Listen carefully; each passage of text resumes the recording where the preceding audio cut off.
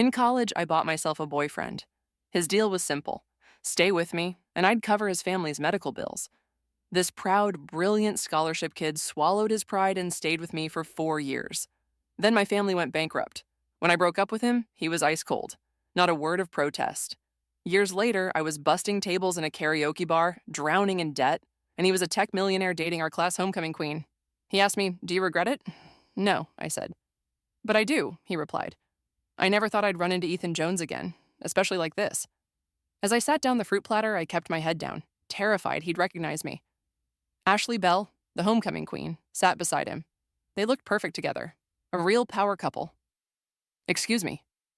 Ethan called out, "Could you cut the oranges?" My back to him. I sliced the oranges into thin wedges. A long time ago, when I loved oranges, Ethan always cut them for me. He was meticulous about it, each slice perfectly uniform. Back then, I thought it was a sign of affection. Later, I realized it was just a habit. He could be thinking about anything while cutting those oranges. Anything but me. For years.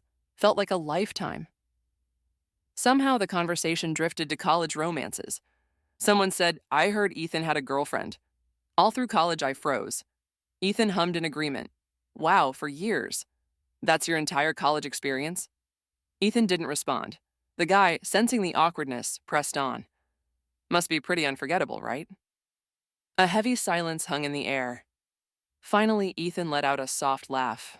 "Not really." "He was just being polite," Ashley chimed in, her voice smooth as silk. "We went to the same school. It was, well, let's say it was tough on him. If it weren't for his ex, we would have been together a long time ago." "Of course, Ashley, you're a celebrity. No ex can compare to a star." The atmosphere lightened up. I pulled my cap lower, desperate to escape. The fruit knife slipped, nicking my finger. I hissed, drawing attention. "What was that? Can't even cut fruit properly," Ashley complained. "I'm so sorry." "I'll get a fresh platter," I mumbled, grabbing the dish and making a dash for it. "Wait." Ethan's voice cut through the air, sharp and clear. "Turn around. My feet were rooted to the spot. 1 second, 2 seconds." My manager appeared, saving the day. "So sorry about that. She's new and still learning." "The fruit platter's on the house." She winked at me. "Go get a new one. Quick." I escaped. "Be more careful next time," my manager told me later. "Everyone starts somewhere, but if you get a complaint, you won't get paid tonight." "Thank you," I breathed. "No problem. Be extra careful with that VIP room. They're all important guests. Especially the young, handsome one in the middle. He owns some fancy tech company, someone we can't afford to offend. I'm kind of scared. Would you take the oranges in for me?" "Sure."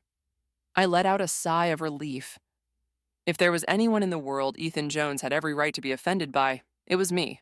I was the ex he so readily dismissed. I remember freshman year. Ethan stood out in the crowd of new students, his faded clothes a stark contrast to everyone else. He was undeniably poor and undeniably handsome. I loved the cool, quiet tone of his voice, the way his eyelids lowered when he looked at me. Ethan desperately needed money. Some connected kid had snagged the scholarship he deserved. So one evening after class, I boldly grabbed his hand. "Ethan, I like you. Go out with me. I'm pretty loaded. We can share my allowance. Or if that's not enough, I'll pay you for a kiss." He refused, of course. But back then, my life was a breeze. I didn't understand the meaning of rejection. The more he pushed me away, the harder I pursued him. Until his grandfather, the man who raised him, fell critically ill. Without hesitation, I covered the medical bills. Ethan finally gave in. I foolishly thought I'd done him a huge favor. Much later, I realized I'd gotten what I wanted, but at a terrible cost to him. Even after we started dating, Ethan still worked every day. He barely touched my money. But things only got worse. Rumors spread around campus. They said he was selling himself for money. People looked at him differently, whispering cruel nicknames. Oblivious, I'd hold his hand and say, "Don't mind them, they're just jealous." I lived in my ivory tower, completely unaware that Ethan was fighting a battle all alone. Senior year, my family went bankrupt. I didn't tell Ethan. I simply called him and said, "Let's break up." "Why?" he asked. "I'm bored, okay?" And that was it. I imagined he was relieved, finally free. That same day, I tossed my SIM card, deleted my social media, and boarded a train to another city, ready to work off my family's debt. I didn't return until 3 months ago. Ethan seemed to be thriving. He was always brilliant, the kind of genius who made everyone else in our department look average. Just 4 years after graduation, he was a tech entrepreneur featured in business magazines. Ashley, our class homecoming queen, had started her acting career in junior year. I never imagined they'd end up together. Good for them, I thought, pressing a hand to my chest to quell the sudden ache. 4 a.m. My shift ended. I was the last to leave. My coworkers, assuming everyone was gone, had turned off the lights and shut down the elevators. I jabbed at the elevator button, hoping to bring it back to life. "Call someone!" Ethan's voice startled me. Stiffly, I called a coworker. The elevator word back to life. Ethan and I stood in the confined space. "You guys work this late?" he asked, his tone neutral. "We can't leave until all the guests are gone. Pays well, huh?" "It's okay." I stared at the floor, my cap hiding my face.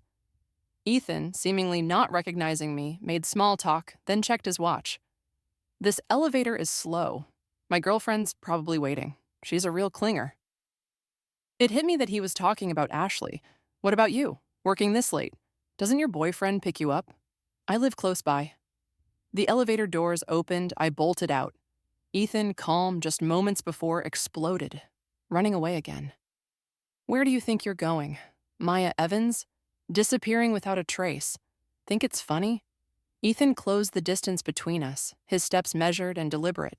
He was still the boy I remembered, but the boyish softness had been replaced by a sharp, controlled maturity. Deleted your social media, disconnected your phone. Even your professors couldn't find you. "You're quite the magician, Maya." Slowly I raised my head, meeting his gaze. "You must have used your connections, right?" "My family went bankrupt. My dad's caught in legal battles. Still hasn't paid off all the debt. Why didn't you tell me back then?" I was speechless, too proud. "Miss Evans, no!" Before I could finish, Ashley appeared. "Oh my God, Maya, it really is you."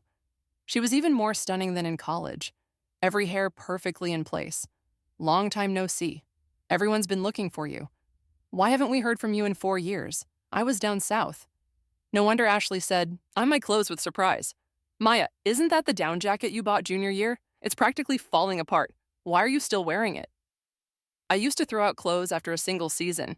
Her question was a deliberate jab, but I was numb. "It's still fine. Still wearable." Ashley nodded knowingly. "Are you having a hard time? You should have said something. Old friends can help each other out." She pulled out a card. "Take this. You don't have to pay me back."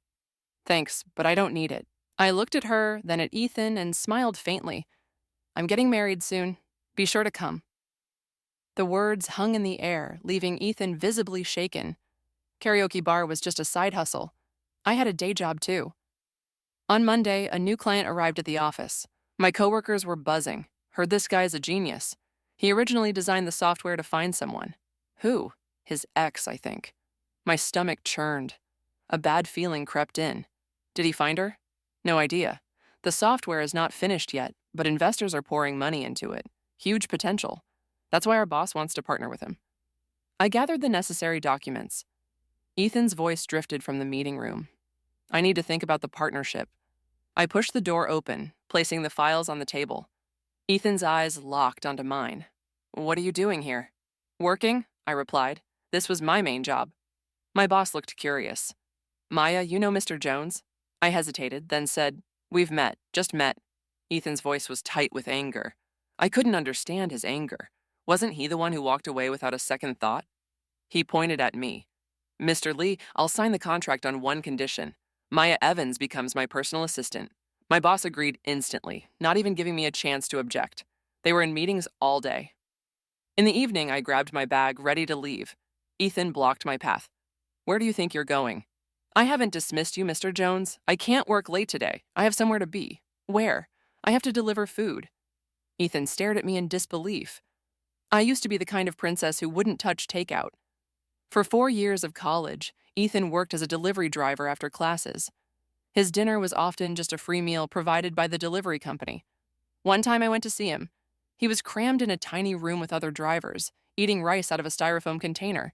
I said, "Ethan, how can you eat that? It's not hygienic." His expression was strained. Does it matter if it's hygienic or not? Come on, let's get some steak. I dragged him to a fancy new steakhouse where the average meal cost over $70. He stood outside the restaurant for a long time, silently taking off his delivery uniform. After my own fall from grace, I finally understood how he felt. That day, just like today, it started to snow. The ground was slick. I fell, spilling the food. I called the customer to apologize, but he just yelled at me. He said, "I don't want excuses. Late is late." My scraped palms stung in the cold, but I couldn't stop apologizing. Suddenly, Ethan appeared, riding my bike. I didn't know how long he'd been there, watching. I instinctively hid my hands behind my back. "Don't hide them," he said, his voice hoarse, his eyes red-rimmed. "Go clean them up. I need to deliver this order first. Get in the car, I'll take you." The customer lived on the ground floor. As I handed him the food, he muttered, "Seriously? Dude driving a Porsche delivering takeout? I had another delivery waiting." Ethan said, "Don't I have to? I haven't made much tonight. Then I'll buy it." What? A notification pinged on my phone. He placed an order, assigning it to me. "I'll buy your time for tonight.